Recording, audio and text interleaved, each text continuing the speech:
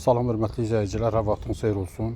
Biləcəri qəsəbəsində 202-203 nömrəli marşrut avtobuslarının dayanacağına yaxın 2 sot torpaq sahəsində 4 otaqdan ibarət həyət evi çıxıb satışa.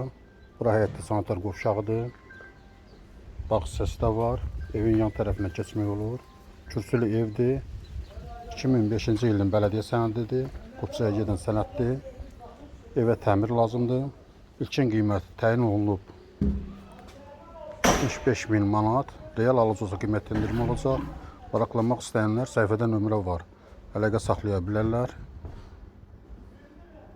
Ev təmirsiz vəziyyətdədir.